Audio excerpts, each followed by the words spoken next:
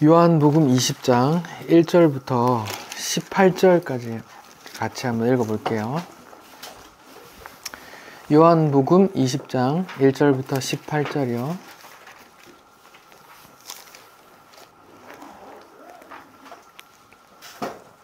같이 읽어보겠습니다. 시작.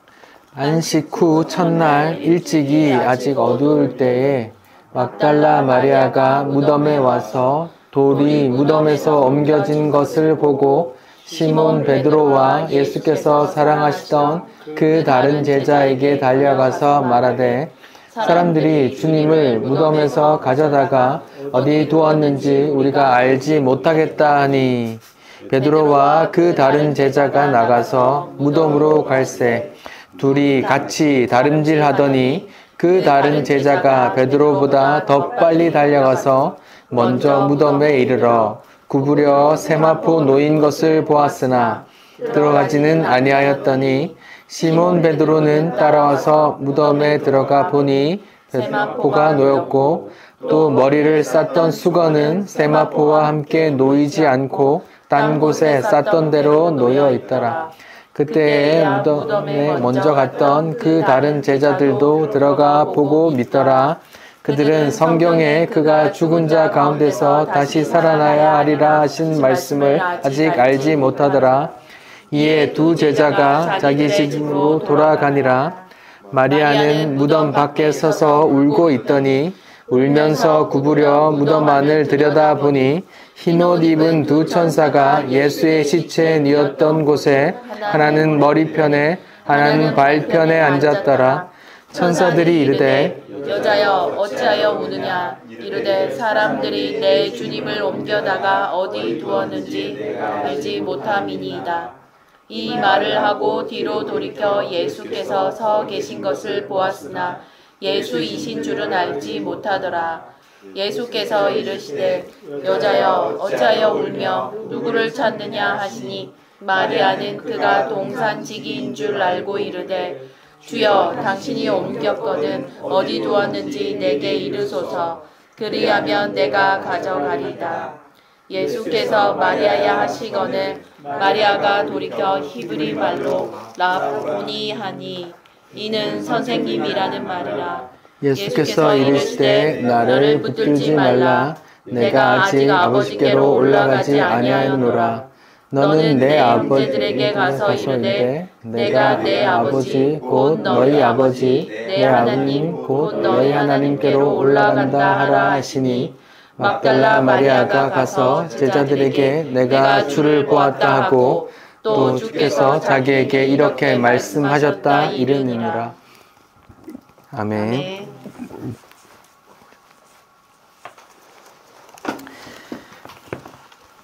네. 예수님께서 6월절 어린 양으로 죽으시고 부자의 무덤에 안치되셨어요. 이것은 이사야 53장 9절에 예수님은 악인과 함께 죽으셨고 부자와 함께 있었다라는 말씀이 이루어진 거라고 말씀드렸어요. 특히 아리마대 사람 요셉과 니고데모 둘 다 산헤드린 공회원이고 또 부자였어요.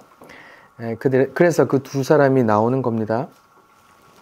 그들이 예수님 살아계실 동안에는 예수님의 제자됨을 숨겼던 그 겁쟁이들이었어요. 근데 그들의 마음을 하나님께서 180도 바꾸셔서 드러내놓고 예수님의 시신을 책임지게 하셨던 거예요. 그렇게 성경은 우리가 잘 먹고 잘 사는 방법이 쓰여 있는 책이 아니라 하나님께서 자기 뜻을 아들을 통해 이루었다라는 걸 기록해 놓은 책입니다. 우리는 성경에서 그걸 발견해야 돼요. 하나님의 뜻과 그 뜻이 어떻게 이루어지는지를요. 자, 오늘은 부활하신 예수님의 무덤에서 슬퍼하는 마리아의 이야기를 한번 보겠습니다. 본문 1절입니다. 20장 1절이요.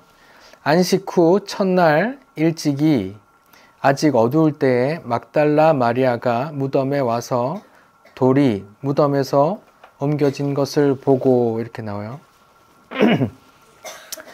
예수님의 무덤 앞에 누가 등장하죠?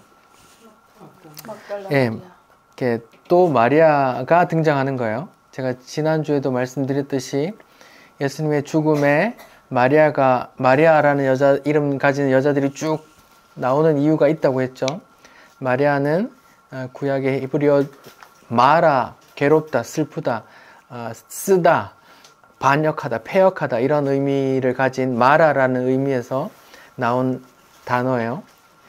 마리아가 이렇게 쓴 물이었는데 이렇게 나무 작대기를 던졌더니 단물로 바뀌듯이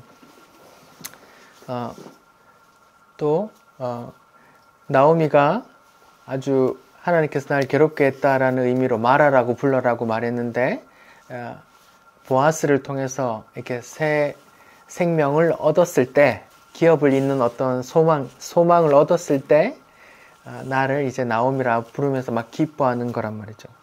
이제 부활의 기쁨을 얻기 위해서 지금 성경에서 의도적으로 마리아가 등장합니다. 그런 마리아 중에 한 사람이 막달라 마리아인데, 막달라 마리아가 등장하는 시기가 언제 나오죠? 언제라고 나옵니까? 안식 후 첫날. 네, 안식 후 첫날이에요. 안식 후 첫날, 이거 중요합니다. 예수님께서 무슨 요일에 돌아가셨다고 그랬죠? 십자가에 못 박히신 때가 금요일 아침이었어요. 금요일 아침에 십자가에 못 박히셨습니다. 그러니까 목요일 저녁에 제자들께 만찬하시고 금요일 밤에 겟세마네에서 기도 한판 하시고 밤에 갑자기 잡혀가서 밤새 신문 봐시고 바로 금요일 아침에 바로 십자가에 매달리신 거예요. 십자가에 매달리셔서 제 9시에, 그러니까 오후 3시에 이제 돌아가셨다고 나오거든요. 오후 3시에 돌아가셨어요. 그러니까 유대인들은 해가 진 때부터 다음 날이에요. 알겠어요? 그러니까 안식일이 다 가까우니까 저 사람 빨리 치우세요 라고 했잖아요. 그러니까 해는 보통 6시 정도에 진다고 치면 오후 3시에 이제 내렸어요. 그러니까 급하게 내렸어야 되는 거예요. 그러니까 니고데모가 100리트마 막 33kg를 모량을 갖고 왔지만 그거를 제대로 향 바를 시간이 없었던 거예요. 왜? 안식일 전에 다 끝내야 되니까. 그래서 제대로 바르지 못했던 거예요. 그러니까 그걸 알고 있는 마리아라는 여성들이 다시 나오는데 언제 와야 돼요? 안식이 끝나고 나서 와서 발라야 된단 말이에요. 자, 금요일 밤에 돌아가셨어요. 금요일 아침부터 돌아가셨어요. 그 다음에 토요일은 안식일이에요. 그럼 안식 후 첫날은 무슨 요일이에요? 일요일이에요. 그러니까 금, 토, 일, 사흘째 되는 날이에요. 그래서 이제 이때 부활하셨는데 오늘날 신약에 일요일날 모이는 이유가 이런 이유예요. 안식 후 첫날 그 부활의 기쁨을 나누기 위해서. 초대교회는 매일 모였어요. 매일 모였는데 특별히 안식 후 첫날은 특별히 더 중요하게 모였다 이렇게 기록이 돼 있어요. 안식 후 첫날, 그러니까 3일째 되는 날이라는 걸 말씀드리려고 했던 거예요. 3일째 됐단 말이에요. 급하게 염을 했어야 된단 말이에요. 오후 3시고 또 해지면 안식일에 아무것도 못 하거든요. 그 사회에서는. 해지면 6시부터는 아무것도 못 하니까 빨리 내려서 급하게 막 바르고 급하게 동굴에 옮겼단 말이에요. 그러니까 그걸 아는 마리아들이 다시 모략과 침낭 같은 걸 들고 와서 다시 좀 보충하려고 들고 오는 거예요. 말하자면. 근데 와보니까 막아 두었던 돌이 어떻게 돼 있어요? 굴려져 있고 예수님의 시신이 어때요? 없어졌다는 걸 알았어요. 그래서 베드로와 다른 제자라고 나오는데 여기서 다른 제자는 누굴까요? 요한복음에서 특징이에요. 그 이름을 안 밝혀요. 예수님 품에서 예수님이 사랑하던 자, 예수님께 사랑받던 자 누구예요? 예, 요한이에요. 여기도 다른 제자가 요한이에요. 자기 이름을 안 썼단 말이에요. 두 사람이 뛰어가는데 두 사람에게 말했더니 베드로와 요한이 막 일어나서 뛰어가는 거예요. 근데 뭐라고 나와요? 다른 제자가 더 빨리 뛰어갔다 그래요. 예수님에 대한 마음이 있던 걸 이렇게 표현하는 거예요. 더 빨리 뛰어갔대요. 베드로부터 먼저 뛰어가서 무덤 앞에 서서 앞에 세마포만 보고 못 들어가고 있었어요. 그 다른 제자라 요한은. 근데 베드로는 어때요? 그런 거 없어. 그냥 뛰어 들어가 버려. 그냥 세마포하고 이렇게 막 얼굴 가린 수건을 보는 거예요. 얼굴 가린 수건이 또 세마포가 이렇게 정돈되어 있는 게 아니고 그대로 있다 그랬어요. 묶여진 채로 그대로 있단 말이에요. 그러니까 말하자면 이렇게 싸매져 있었는데 이렇게 뿅 뭐 유체 이탈하듯이 이렇게 나왔는데 그대로 있었단 말이에요.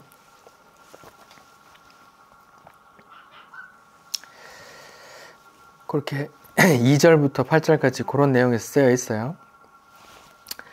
그렇게 그걸 보니까 20장 8절에 그때서야 무덤에 먼저 갔던 다른 제자 누구라고요? 요한도 들어가서 보고 뭐래요? 믿더라 돼 있어요. 제가 퀴즈를 한번 내볼게요. 여러분 문맥상에서 이 믿더라는 게 뭘 믿는다는 말일까요? 이 문맥상에서 20장 1절부터 8절까지 보시고 이 믿더라는 내용이 뭘까요? 제가 보기를 드릴게요. 1번 예수님의 부활, 2번 예수님의 시신이 없어졌다는 마리아의 말. 뭘까요? 2번. 왜 2번이라고 생각하세요? 그때 하신 말씀을 아직 알지 못했다. 예, 그러니까 예수님의 부활을 믿었다는 의미라면 20장 9절에 그 다음 절에 그들은 성경에 그가 죽은 자 가운데 살아나야 하리라 하신 말씀을 아직 알지 못하더라라는 구절을 쓸 필요가 있어요, 없어요? 없단 말이에요. 그러니까 이 믿더라는 말은 부활을 믿었다는 말이 아니에요.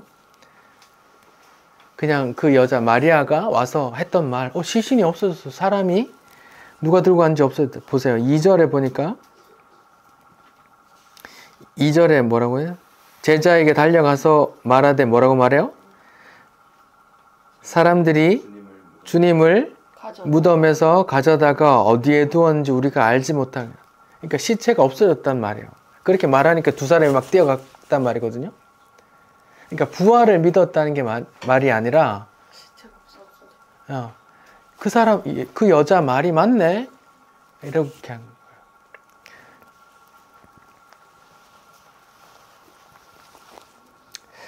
그리고 나서 두 사람이 어떻게 했어요? 10절에 자기들의 집으로 그냥 돌아갔대요. 여러분 어떻게 생각하세요? 이게 어때요? 자기가 3년 동안 메시아라고 따르던 분의 시체가 없어졌어요. 어디 갔을꼬 하면서 집에 갔어요. 이해가 돼요? 베드로는 뭐라고 했어요? 죽기까지 내가 죽기까지 따르겠다고 막 그랬던 사람이잖아요. 근데 갑자기 시체가 없네, 어디 갔을까 하고 갔단 말이에요. 이해가 되세요? 그때 막 내가 죽더라도 따르겠습니다 막 하던 그 혈기 있던 사람이 베드로였는데 없네, 어디 있지 하면서 갔단 말이에요. 그냥 집에.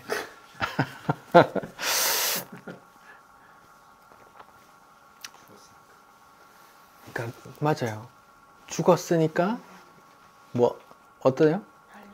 죽었으니까 끝이라는 생각이 이렇게 다 지배하고 있던 거예요. 죽었으니까 굳이 이런 생각이래요.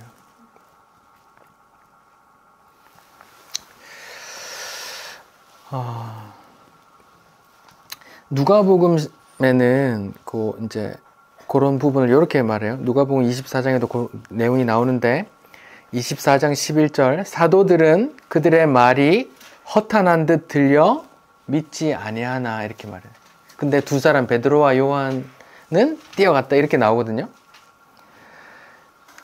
그러니까 두 사람은 뛰어갔고 마리아 막 시체가 없어졌어 하니까 좀 미쳤나 라고 생각했고 사람들은 두 사람은 뛰어가서 확인했고 이런 말이에요. 여기에서 허탄한 듯이라고 번역됐어요. 사도들 그러니까 11 제자들 사도들은 그들의 말이 허탄한 듯 들려 믿지 아니하나 이렇게 나오거든요. 이게 영어로는 이렇게 됐어요. 그들이 믿지 않았다. Because there was seemed to them like nonsense. nonsense 같아서 같이 들려서 믿지 않았다. 이렇게 나옵니다. nonsense가 뭐예요? 상식적이지 않은 이런 뜻이잖아요. NIV에서는 nonsense라고 킹 제임스 버전에서는 idle tales라고 해서 좀 어리석은 말 이런 쓸데없는 소리 뭐 이런 의미거든요. 그렇게 번역했단 말이에요. 사도들이 들었어요. 내가 무덤 가봤는데 예수님 시체가 없어졌어요. 에이 좀 미친놈 뭔 소리야 하는데 딴 사람들은 그래 하는데 두 사람 베드로와 다른 제자 요한은 뛰어가서 봤단 말이에요. 보니까 여자 말이 맞네 이러고 어디 갔을까 하고 집에 갔단 말이에요. 당시의 분위기를 좀 찾아볼게요. 마태복음에는 그 당시의 분위기가 나오는데 한번 같이 볼까요? 마태복음 27장이요. 마태복음 27장 62절부터 볼게요. 마태복음 27장 62절부터요.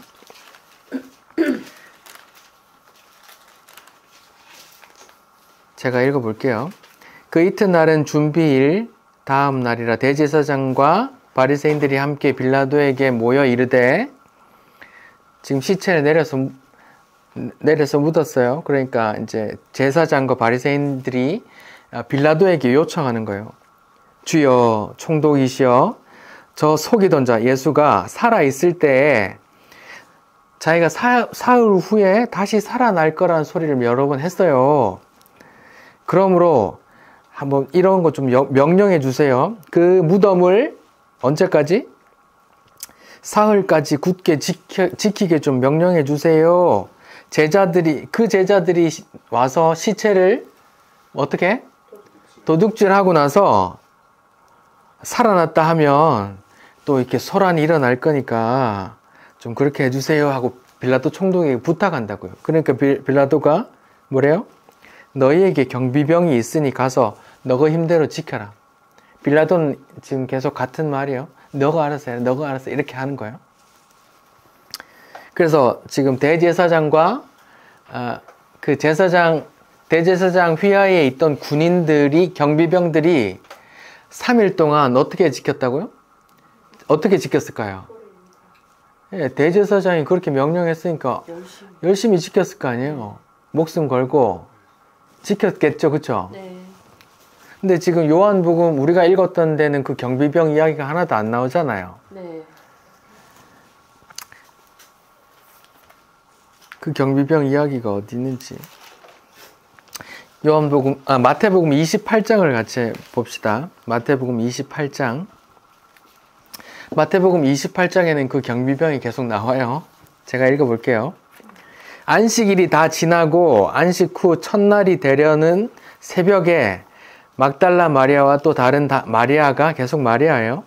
무덤을 보려고 갔더니 큰 지진이 나며 주의 천사가 하늘로부터 내려와 돌을 굴려내고 그 위에 앉았는데 그 형상이 번개 같고 그 옷은 흰 눈같이 희거늘. 그 다음에 28장 4절에 누구들이? 지키던 그 경비병들이 그를 무서워하며 떨며 죽은 사람과 같이 되었더라. 그 경비병들이 뭘 봤어요? 지진이 일어나고 천사가 내려와서 돌을 굴리는 걸 봤다니까요. 경비병들이 봤어요. 그리고 나서 이제 마리아와 그 천사 이야기가 나오거든요. 그 경비병 이야기 먼저 가보죠. 28장 11절이요. 제가 읽어볼게요. 여자들이 이제 갔어요. 갈 때 경비병 중 몇 명이 그때까지 지금 얼음 하고 있었단 말이에요. 여자들이 갈 때까지 하고 있었어요. 이게 무슨 일이고, 이게 무슨 일이고. 여자들이 갈 때에 경비병 중 몇 명이 이제 성에 들어가서 제사장에게 보고하는 거예요. 그들이 장로들과 함께 모여 의논하고 군인에게, 대제사장님께 알렸어요. 어떤 걸 알렸을까요? 천사가 내려와서 무덤 돌을 굴렸고 무덤에서 예수가 나와서 같이 여자들하고 얘기하더라. 이런 걸 다 생생히 경비병이 봤다는 거예요. 보고 대제사장께 보고를 한 거예요. 그랬더니 갑자기 장로들이 모여서 회의하고 군인들에게 돈을 주며 이르되 13절 너희는 말하기를 그의 제자들이 밤에 와서 우리가 잘 때에 뭐 했다고요? 그를 도둑질하여 갔다 하라. 만일 총독이 알면 우리가 너희에게 해가 되지 않을게 내가 얘기 잘해줄게. 이렇게 돈도 주고 거짓말도 시키는 거예요. 15절 같이 읽어볼게요. 시작. 군인들이 돈을 받고 가르친 대로 하였으니 이 말이 오늘날까지 유대인 가운데 두루 퍼지니라. 예, 오늘날까지 유대인들은 이렇게 알고 있어요. 예수님이 예수라는 선지자가 있었다는 걸 다 인정해요. 근데 예수의 부활을 인정하지 않습니다. 사기로 그냥 속이는 그들의 휘하들이 시체 훔쳐가 놓고선 사기친다라고 아직까지도 믿고 있어요.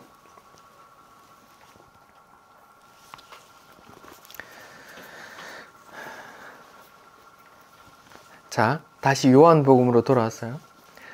요한복음 20장으로 돌아와서 자, 지금 그런 분위기였단 말이에요. 경비병, 대제사장들도 예수님이 했던 말을 알았어요.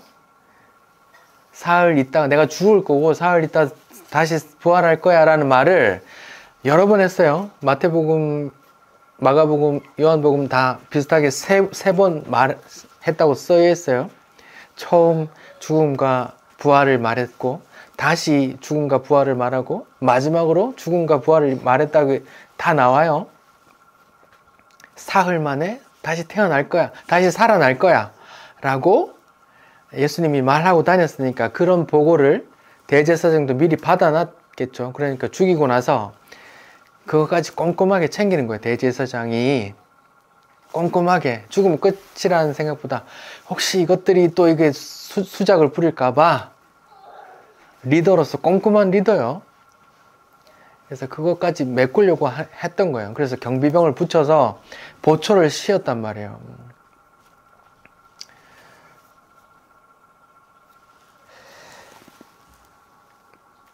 근데 경비병이 그 보초 덕에 생생한 증언이 누구에게? 대제사장에게까지 갔다니까요. 생생한 증언이. 그래서 대제사장의 죄가 얼마나 클까요? 나중에 하나님께서 앞에 가면 그 보고를 생생히 받았잖아요. 부활해서 있을 수 없는 일이 생겼습니다. 보고를 받았잖아요. 그 대제사장뿐 아니라 갑자기 장로들 다 모여서 같이 회의를 했잖아요. 그 사람들 하나님 앞에 벌이 얼마나 클까요? 그냥 그거 다 묵살했잖아요. 사람에게 돈을 주고 야 거짓말 이렇게 해 알았어? 이렇게 그냥 그렇게 입막음해서 소문을 퍼뜨렸단 말이에요. 유대인들은 아직도 그 전례를 듣고 있고 그렇게 알고 있고. 자, 요한복음 20장입니다. 다시 본문으로 돌아와서 20장 11절 마리아, 막달라 마리아예요.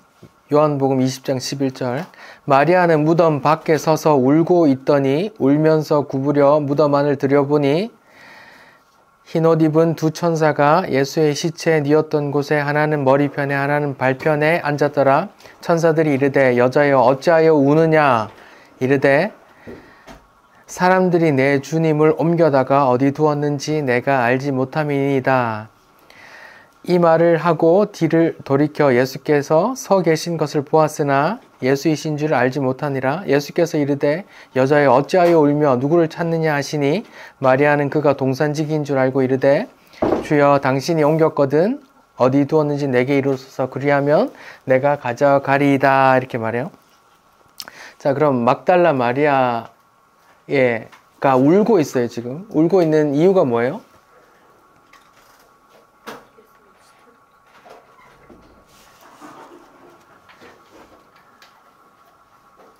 실체가 없어서 네. 어딘지 지금 몰라서. 그 질문을 2번이나 반복해요. 천사들이 물었어요. 13절에 너 왜 울어? 이렇게 물어요. 너 왜 울어? 15절에 예수님이 또 물어요. 너 왜 울어? 이렇게 말해요. 예수님이나 천사나 마리아가 왜 우는지 이유를 궁금해서 물은 게 아니에요. 너희가 울고 있으면 안 된다는 거예요. 선악과 따먹고 나서 아담과 하고 숨었어요. 나무 뒤에. 하나님이 물었어요. Where are you? 아담아, 네가 어디 있느냐? 물었어요. 아담이 왜 나무 뒤에 숨어 있는 거 몰라서 묻는 게 아니잖아요. 범이가 예를 들어서 컵이라도 하나 깼다고 칩시다. 근데 아빠가 왔는데 범이가 저기 탁자 다리 뒤에 이렇게 숨어 있어요. 그럼 아빠가 범이 어디 갔지? 이렇게 말하는 거예요. 이유가 궁금해서가 아니라 네가 거기 있으면 안 된다는 거잖아요. 그러니까 지금 이 질문도 마찬가지요. 마리아를 이렇게 책망하는 거예요. 네가 왜 울어? 너 왜 그래? 왜 울어? 이렇게.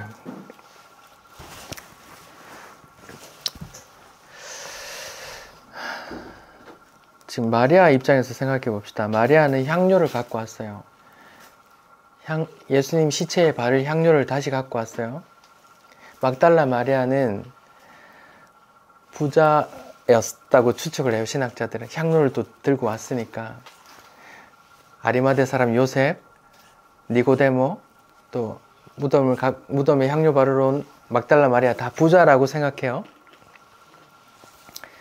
들고 왔어요. 근데 3일 동안 고민했단 말이에요. 염려했어요. 시체가 더 상하면 안 되는데 그런 마음으로 일요일 새벽같이 온단 말이에요. 동 트면 시작하려고 동틀 때부터 와서 기다리고 있단 말이에요.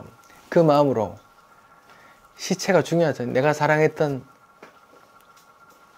사람인데. 막달라 마리아 누군지 아세요? 7명 귀신. 막달라 마리아라는 사람은요, 찾아봅시다. 누가복음 8장에 나와요.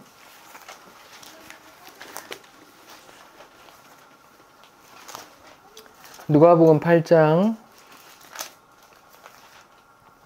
2절 3절 읽어볼까요? 시작. 또한 악기를 쫓아내심과 병고침을 받은 어떤 여자들 곧 7 귀신이 나간 자 막달라인 마리아와 헤롯의 청지기 구사의 아내 요한나와 수산나와 다른 여자들과 함께하여 자기들의 소유로 그들을 섬겼더라. 예.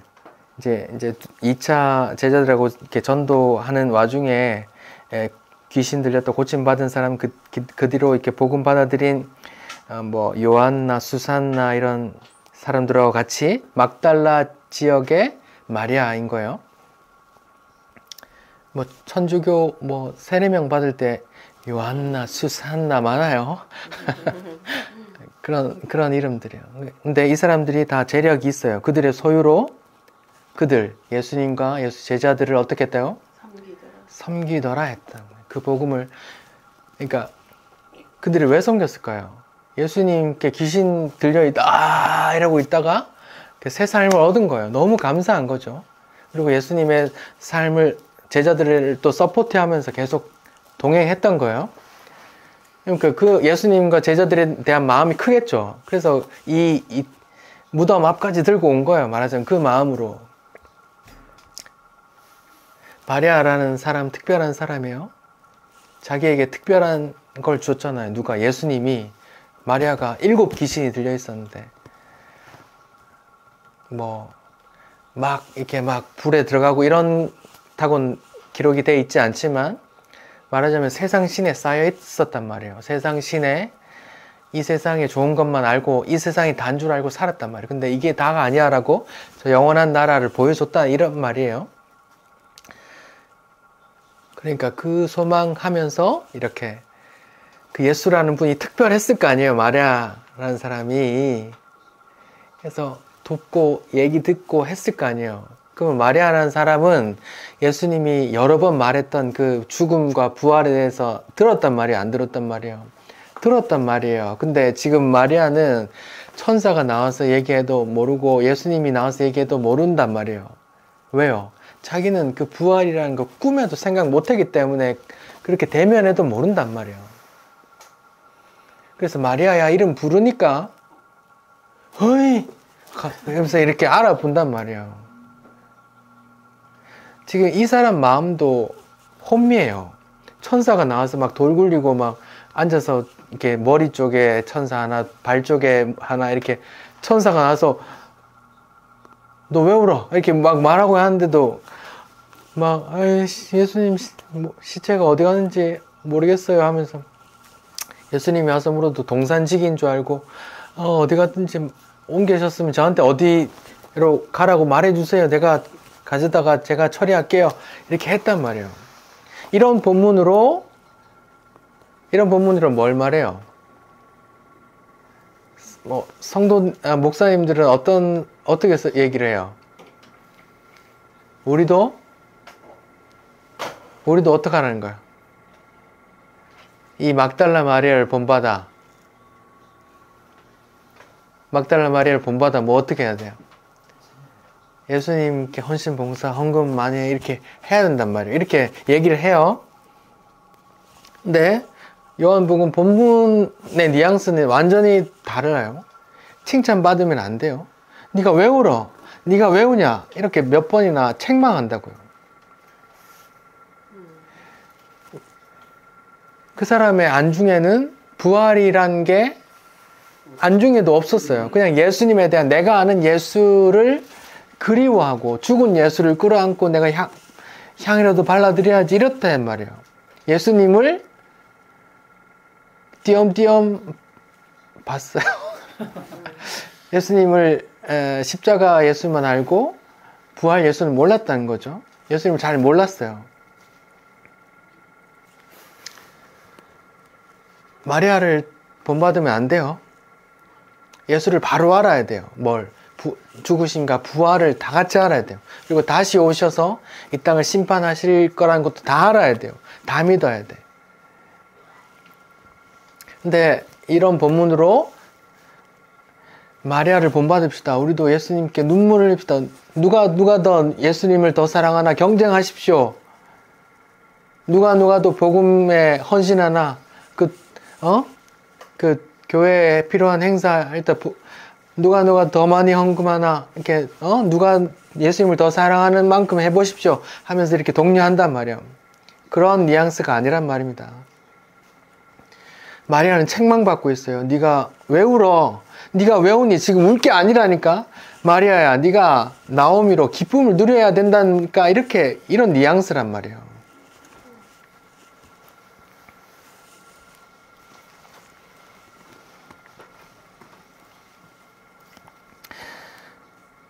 마리아 얘기를 잠깐 드려볼게요. 마리아, 여러분이 아는 마리아 누가 있어요? 마리아, 예수님의 어머니 마리아, 또 막달라 마리아. 막달라 마리아, 더 달라 마리아, 고만 달라 마리아 이런 거 말고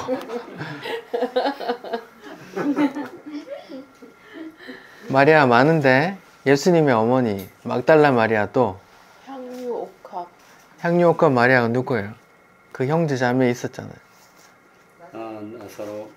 네, 나사로의 여동생 둘인데 둘의 이름이 뭐라고요? 마르다와 마리아. 마리다가 아니고 마르다. 마르다. 말랐다가 아니고 그런 이야기 많이 나오잖아요. 우리는 나는 일하는데 마리아는 왜 일 안 하고 일하고 보내주이소 막 극하잖아요. 그 마리아, 나사로의 여동생, 그 마리아는 베다니 마리아라고 해요.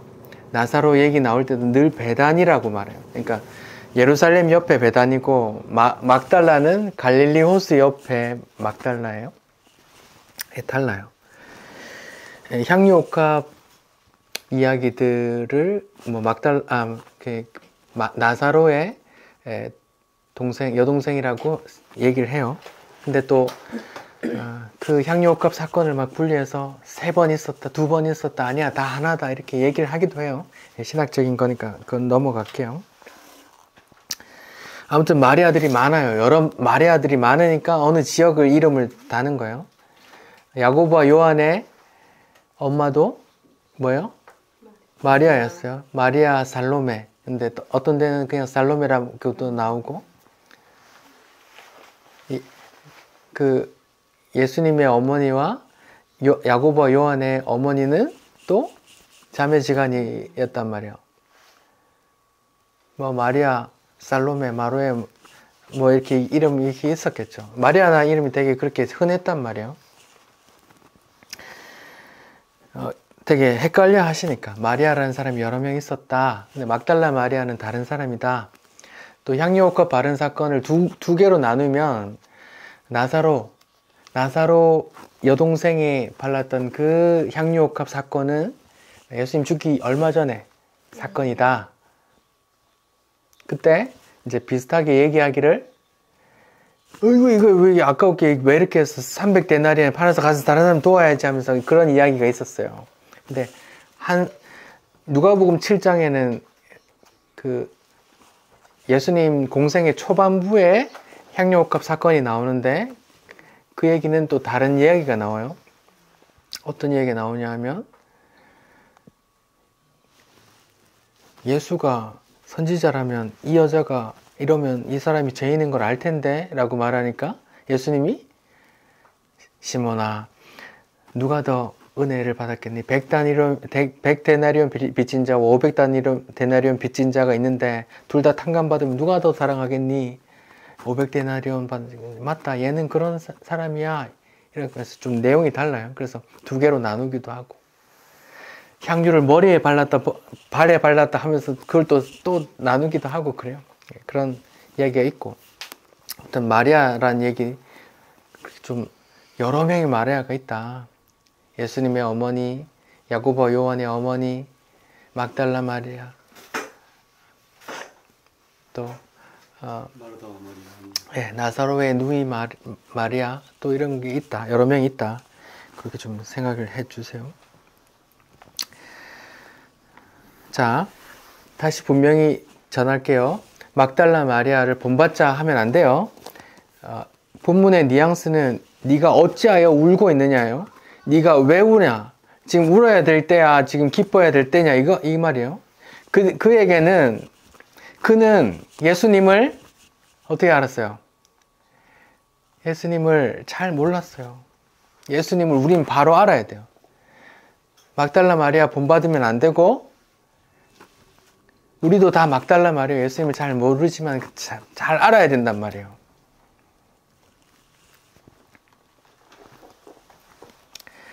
자, 다시 요한복음으로 돌아와서 마리아가 울고 있는데 고개를 숙여서 이제 거기 동굴안을 보니까 요한복음 20장 12절이요. 흰 옷 입은 2 천사가 시체 뉘었던 곳에 하나는 머리편에 하나는 발편에 앉았더라. 이렇게 나와요. 천사가 몇 명 나와요? 둘이 어떻게 있어요? 하나는 머리, 하나는 발편에 있어요. 이게 어떤 그림일까요? 왜 이렇게 굳이 써놨을까요? 자세하게 써놨죠. 천사. 네. 제가 카톡에 올려놨어요. 사진 한번 보세요. 증거궤, 법궤 상자 안에 아론의 쌍난 지팡이, 만나 항아리, 또 십계명 돌판 이렇게 3개가 들어있잖아요. 그게 다 인간의 허물과 죄를 상징한다 그랬어요. 그거를 덮고 있는 뚜껑에 천사 그룹 2개가 이렇게 서로 마주보면서 있다고 했어요.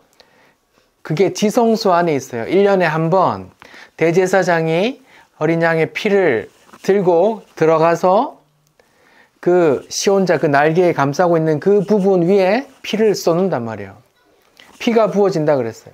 거기에 어린 양의 피를. 그래서 그 지성소 안에 그 법궤 위 뚜껑 있는 그룹 있는 거기를 뭐라고 불러요? 따라해보세요. 시은좌. 시은좌. 예, 베풀시, 은혜은, 예, 곧좌자예요. 그러니까 은혜가 베풀어지는 곳이란 말이에요. 지금 요한복음의 저자가 요한복음 20장 12절에서 예수님의 무덤에서 천사 둘을 갖다 놓는데 하나는 머리편에 하나는 발편에 이렇게 굳이 이렇게 두는 이유는 구약에 뭘 연상시키는 거예요? 예, 시은좌, 법궤 뚜껑, 그걸 연상시키려고 한단 말이에요. 구약에 그게 뭘 상징하는 거였다고. 이게 실체라고 말하는 거예요. 이게 실체라고. 그건 모형이었어 라고 말하는 거예요.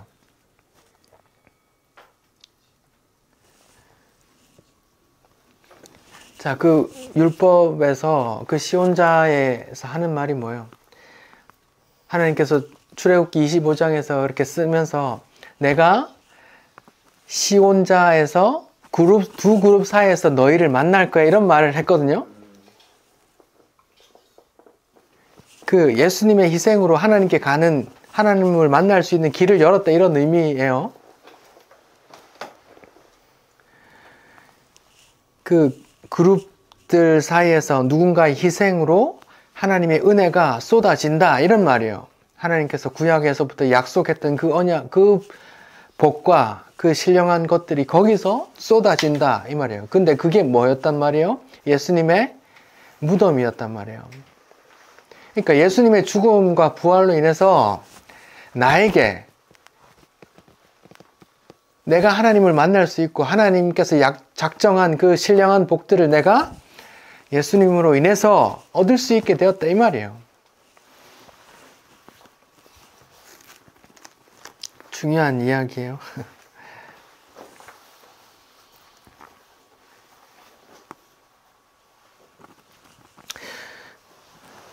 자, 그런 신학적인 부분이 있어요.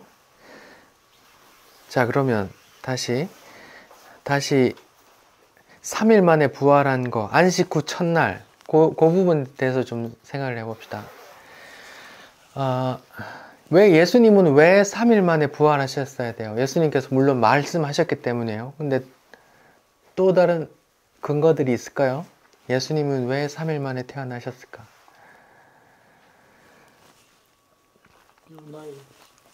네. 마태복음 12장에서 당신이 그 사람이면 이렇게 표적을 좀 우리가 알아먹을 표적을 달라고 하니까 예수님이 악한 세대가 표적을 구하나 내가 이것밖에 얘기할 게 없네 하면서 요나의 이야기를 해요. 요나의 이야기가 뭐예요? 하나님이 그 악한 이스라엘 백성 자기 동족들 다 쳐 죽이고 말이야. 막 긴 꼬챙이에 막 엉덩이부터 입까지 꽂아서 저기 가로등처럼 태워서 전시해 놓은 그런 악한 인간들을 말씀 전해서 회개시키라고 하니까 요나가 싫습니다. 못하겠습니다 하고 니느웨 반대 방향으로 가는 배를 탔어요. 그러니까 이걸 다 죽이려고 하나님께서 풍랑을 일으켰단 말이에요. 그러니까 요나가 떨어졌죠. 그러니까 잠잠하게 됐어요. 요나가 떨어졌는데 누가 삼켜요? 고래. 예, 큰 물고기 고래밖에 없겠죠. 고래가 삼켰어요. 삼켰는데 그걸 또 성경은 스올에 들어갔다 이 말이에요. 스올에 들어갔는데 스올이 3일 만에 어떻게 했어요? 토해냈어요. 네, 토해냈죠. 그리고 나서 니느웨의 그 악한 백성들을 구원시키죠. 제가 아까 아이들에게 이렇게 말했어요. 얘들아, 우리가 모든 사람이 죽으면 어디 가니? 지옥 간단다. 모든 사람 지옥 가는 거야. 그래서 예수님도 그 모든 사람의 수순을 따라 지옥 간단다. 근데 예수님도 지옥에 가셨단다. 지옥이 예수님을 삼켰어. 근데 지옥이 그걸 예수님을 소화를 못하고 토해내버렸단다. 예수님 지옥의 그 한계를 넘어선 어떤 존재가 들어와서 왜 토해버린 거야 이렇게 말했거든요. 요나의 표적 속에 예수님의 죽으심과 3일 만에 부활하는 이야기 거기 담겨 있단 말이에요. 예수님이 지옥에 들어갔는데 지옥이 감당을 못하는 거예요. 그래서 토해내는 거란 말이에요. 그래서 토해냈더니 어디로 왔어요? 마리아를 만난 거예요. 그리고 나서 자기를 믿는 자들을 부활시키는 거예요.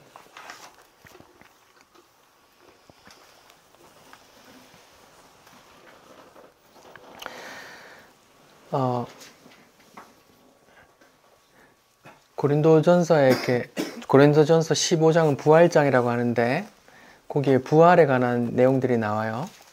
한번 찾아볼까요? 고린도전서 15장이에요.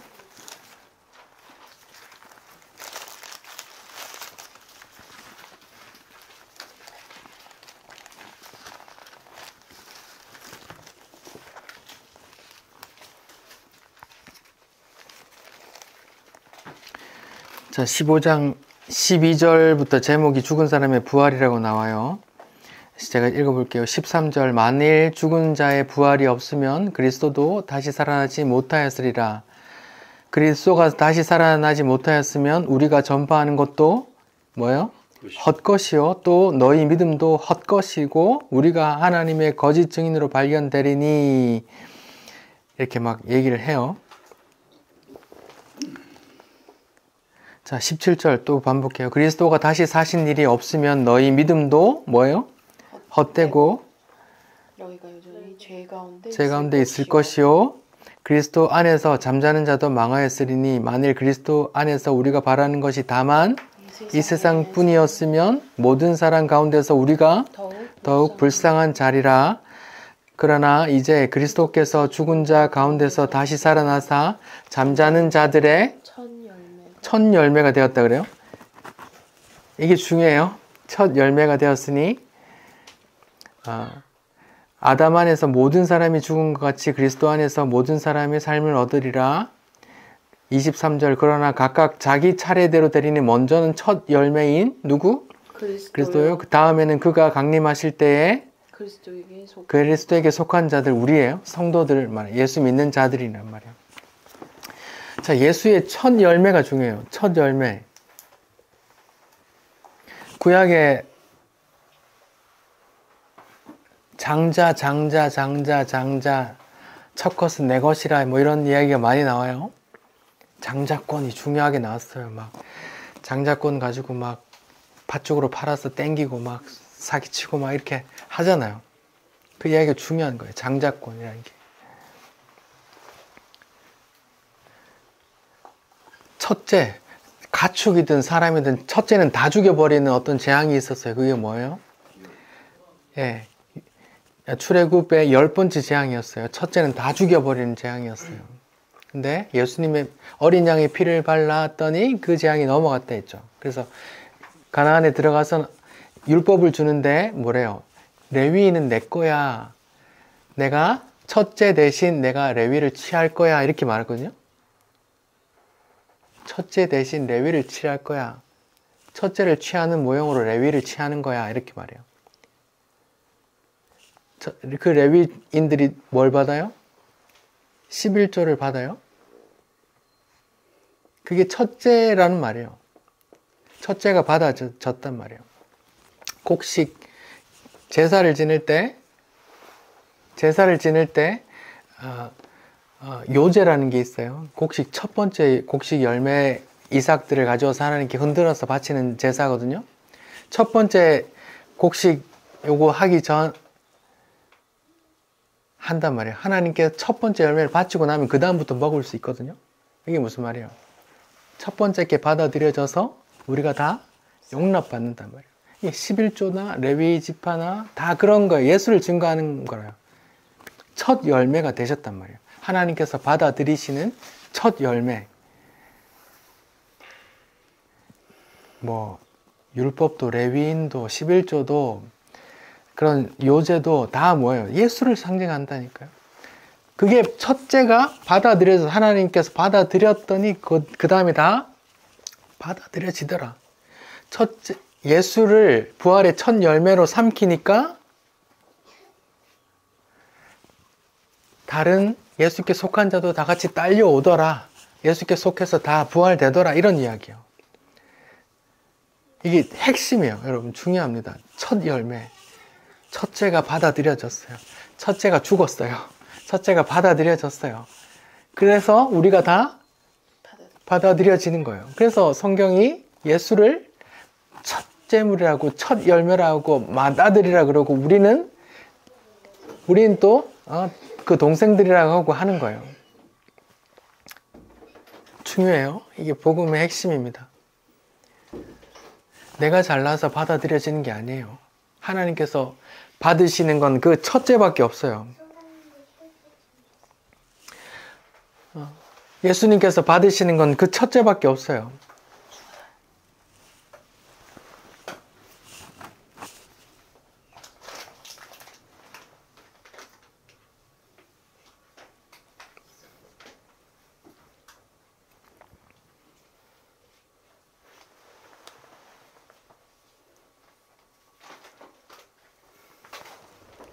다시요.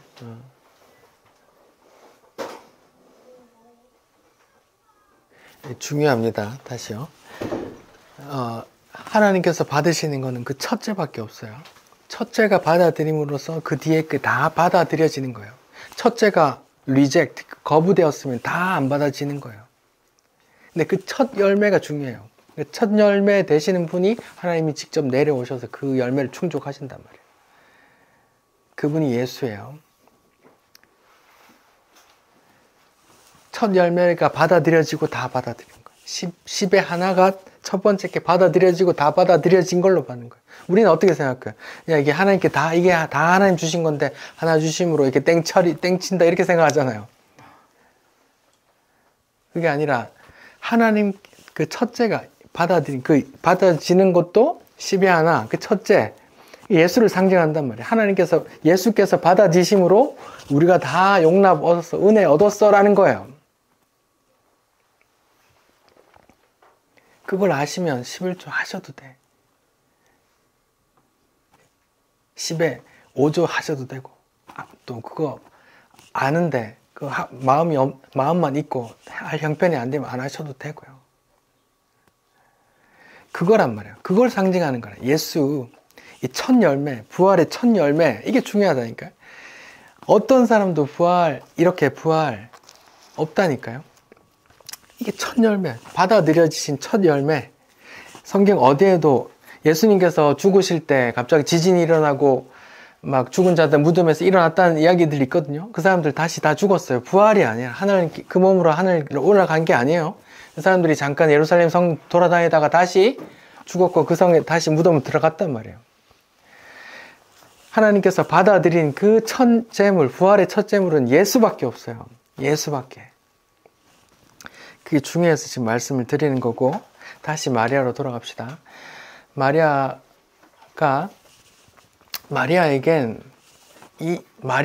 그 제자들에겐 이런 생각이 가득했어요. 죽으면 끝이다. The end 라는 생각이 가득했어요. 유대 사회에 가득했다고요. 그래서 제자들도 그냥 시체 없네 하고 간 거라고요. 지금 마리아가 왜 울어요? 죽은 예수를 찾아요? 산 예수를 찾아요? 죽은 예수를 찾아서 마리아가 울어요. 근데 예수님은 죽어 있어요? 살아 있어요? 살아 있다니까요. 이게 중요해요. 너무 중요해요.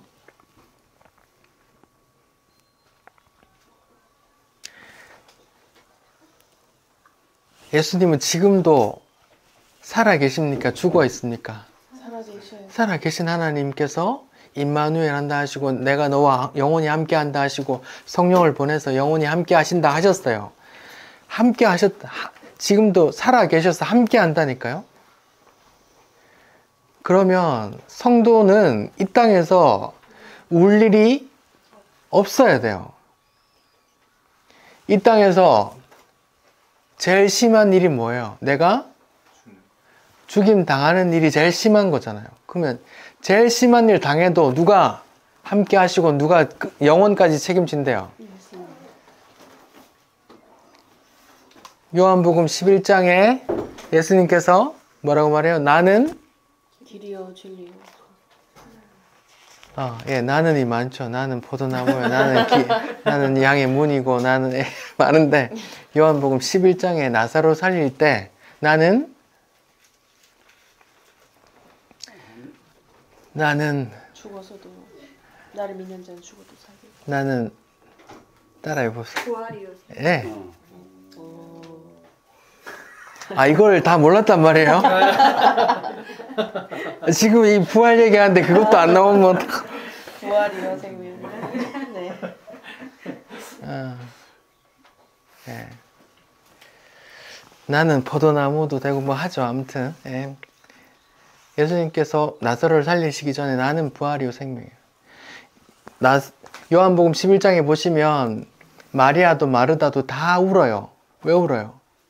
아이고 예수님이 좀 일찍 왔으면 우리 오빠 안 죽었을 낀데 했단 말이에요. 그들도 어떤 생각을 갖고 있었어요? 죽으면 끝이다라는 생각을 갖고 있었어요. 마리아도 왜 울어요? 왜 울어요? 죽은 예수 시체 향이라도 바르려 했는데 죽은 시체도 없네 울었단 말이에요. 근데 예수님이 살아나셔서 그에게 찾아오셔서 죽은 예수만 찾는 그에게 누가 찾아와요? 천사와 예수가 찾아오신다니까요. 그래서 뭐라 그래요? 왜 울어? 마리아야 나 예수란다 하고 찾아오신다니까요. 이게 신앙인이에요. 이게 믿음이에요. 우리는 모두 다 마리아예요.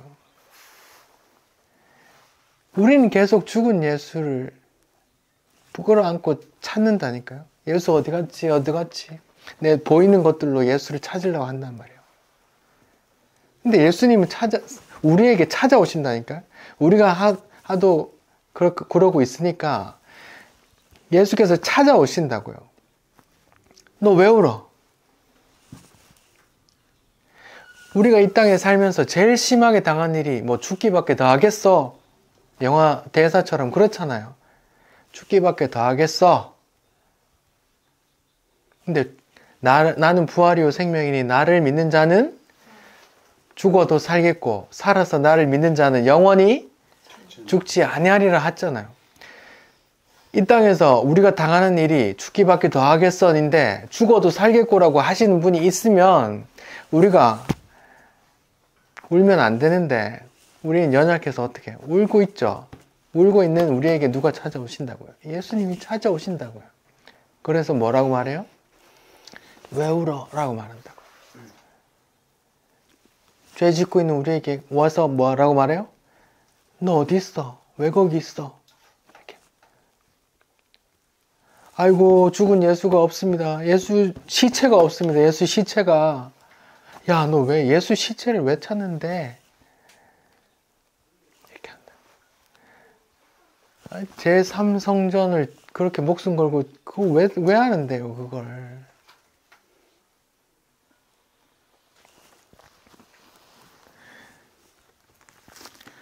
그러니까 죽으면 끝이라고 생각하는 사람들이 그 유대의 관념이었어요. 지배하고 있었어요. 근데 예수님이 새로운 부활의 개념을 줘요. 내가 부활이고 내가 생명이야 이런 말이에요. 마리아가 말했어요. 예, 죽으면 마지막 때에 부활할 걸 압니다.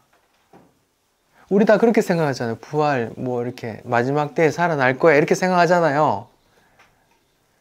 그거 말고 예수님이 다른 부활을 말한다니까요. 내가 부활이고 내가 생명이야 이렇게 말해요. 그럼 예수님 꼭 잡고 있으면 내가 예수님으로 인해 생명을 얻는다니까요.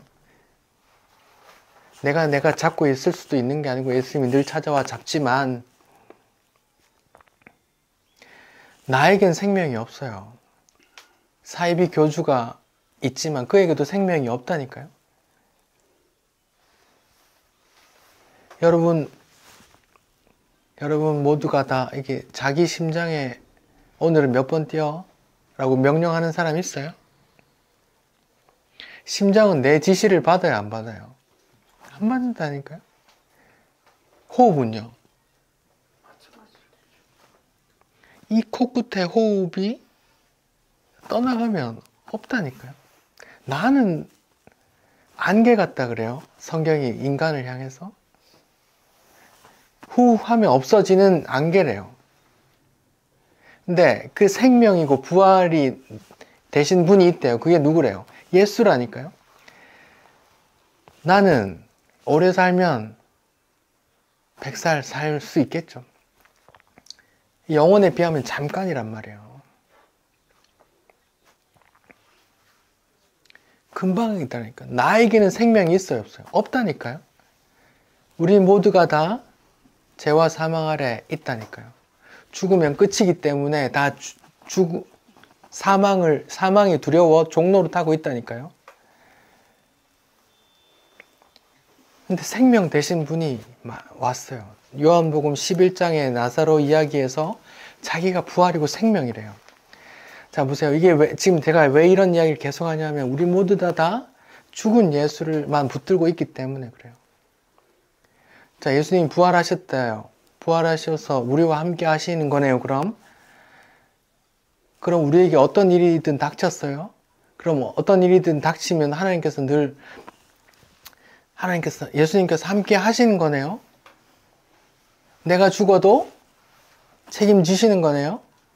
내 아들도 죽으면 책임지시는 거네요? 내가 사랑하는 누군가가 죽어도 하나님께 책임지시는 거네요? 그게 부활 신앙이란 말이에요. 아이고, 우리 오빠 죽었어요. 우리 엄마 죽었어요. 우리 아빠 죽었어요. 하고 애통할 게 아니란 말이에요. 우리는 이 땅에서 조금 슬픈 일, 손해보는 일, 괴로운 일 있으면 우리는 어때요? 울고 있다니까요? 근데 부활 신앙을 갖고 있다면 어때요? 나에게 가장 안 좋은 일, 내가 죽는 일이 있어도 책임져 주신단 말이에요. 그걸 믿으면 다음 주에 나오겠지만 샬롬 돼야 된단 말이에요. 근데 그게 안 되죠. 그래서 성령께서 우리를 탄식하면서 기도하시는 거고 계속 찾아오셔서 너 왜 울어라고 말하는 거고 계속 그러신다니까요. 우리의 열심으로 우리 힘으로 신앙이 믿음이 유지되는 게 아니라니까요. 주신 분도 그 하나님, 믿음을 주신 분도 하나님이요. 그걸 유지되는 것도 하나님이 하시는 거라니까요. 우리 힘으로 하는 게 아니에요.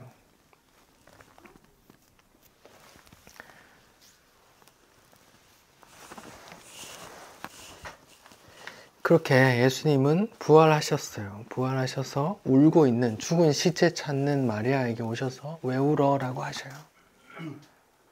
왜 울어? 우리에게 그래요. 우리가 울고 있을 때 예수님께서 찾아오셔서 말씀하실 거예요. 누가? 부활하신 주님께서 말씀하실 거예요. 그때 생각나면 이 말씀을 기억하세요. 아, 내가 마리아처럼 죽은 예수를 찾고 있었구나. 그래서 하나님이 내게 찾아오셔서 내가 영원까지 자기가 생명이라고 자기에게 부활이 있다고 내 손 꼭 잡고 오라고 이렇게 말씀하시는구나 라고 기억하시라고요.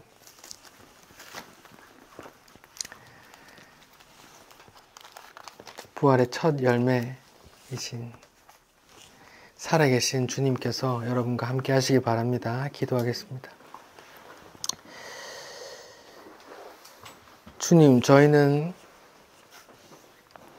예수님을 바로 알지 못합니다. 바로 안다고 하지만 늘 까먹습니다. 우리에게 가슴 아픈 일이 있고 너무 슬픈 일이 찾아오면 또 우리는 마리아처럼 울고 있습니다.